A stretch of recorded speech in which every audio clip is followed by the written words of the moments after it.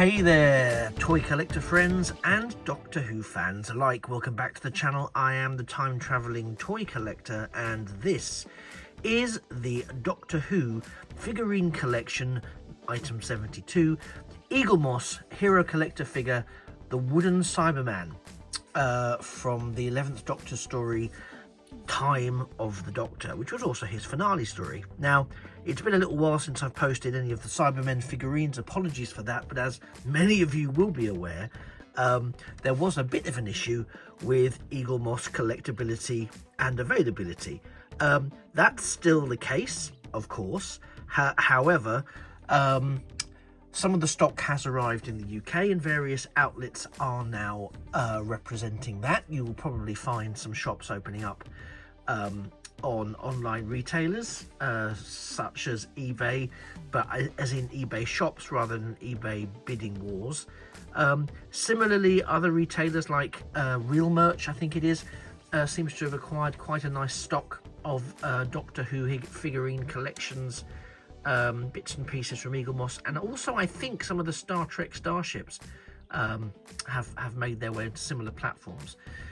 So if there is anything that you've got a gap around, or you're trying to find, or you've been waiting for, it may be worth renewing your online searches, because as I say, some of that stock has materialized. Apologies while I try and get this chap in focus and in the frame as I want it. But this is one of the Cybermen collection that I was really keen to acquire, and it's the Wooden Cyberman as he appears in as I say, the Time of the Doctor, and it's utilizing the more recent iteration, one of the more recent iterations of the Cyber frame, not quite that of the Cyber Masters or the Cyber Warriors, but the iteration before, sort of the Nightmare in Silver type Cyberman design.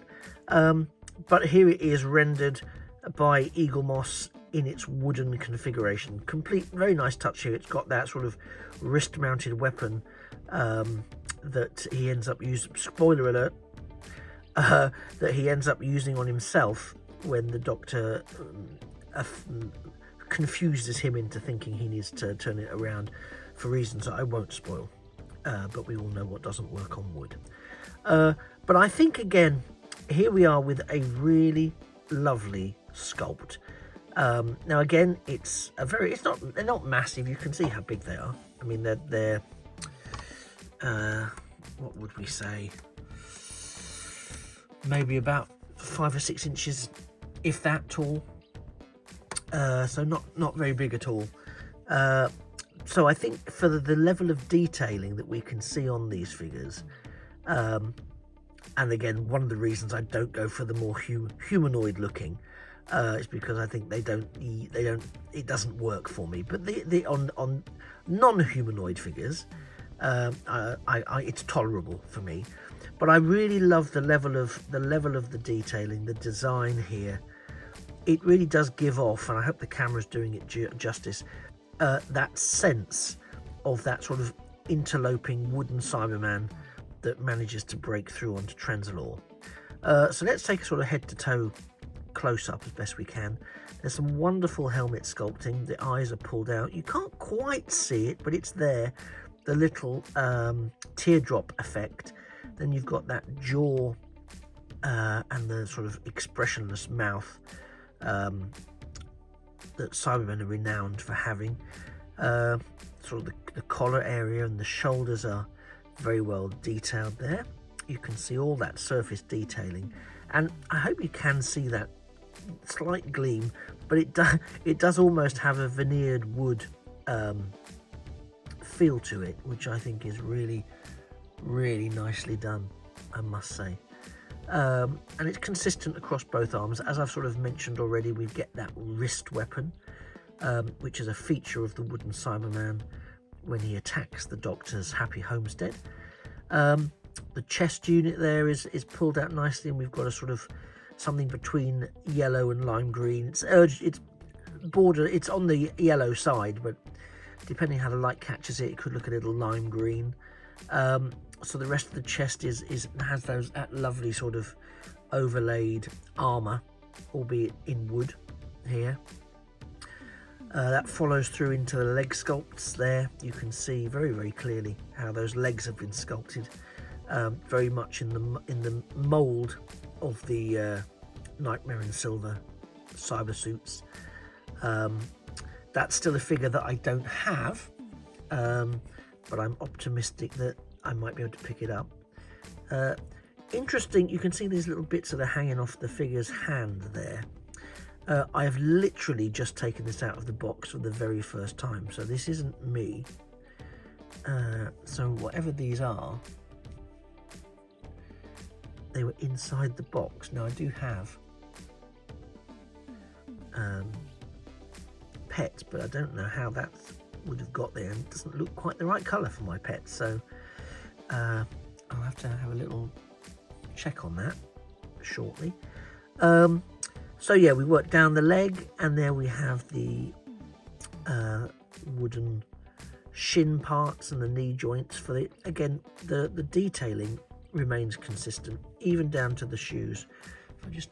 Because it's quite light, so it doesn't. I can hold the body without worrying about the base coming off. It's not like a starship from the Star Trek or Battlestar Galactica ranges, which are robust enough but not great for how you hold them, because there are some weighty places. The glue holding the figure to the base is a little disappointing. It's a little visible for my liking. We can really see that. To be honest, that's a minor quibble, because I can probably touch that up with a Sharpie for display purposes. I mean, I'm not looking to resell these figures. They're for my purposes only. Underneath we have Wooden Cyberman from the time of the Doctor, and the code and the licensing from Doctor Who, all nicely official. And then we'll just go back to the top, and we'll do the same thing again from the back. A little quicker, I think, this time, because it's quite samey all the way down. But again, it's a very nice rugged head sculpt. Then we have the rear of the shoulders and this cyber spine, which I think is very beautifully detailed here. It's very, very nicely pulled out in the wood effect. I think it actually loses some of its splendour's a bit of an exaggeration, but it loses some of its splendour in the silver mould from what I can see on online images. I haven't, as I say, yet got the Nightmare in Silver iteration, but I am hoping to get it soon. And we have the back of the thighs, back of the knees, and of course the back of the shins where the calf muscles are. And there's the Doctor Who official stamp in there. So that's the figurine. As I say, this wouldn't be something I'd look to sell. But on the topic of selling, I have already noted just how quickly some of the prices are escalating. So if you are looking for purchasing some of these Eaglemoss or Hero Collector things on online auction sites, I'd be very, very careful. I would not make that your first port of call.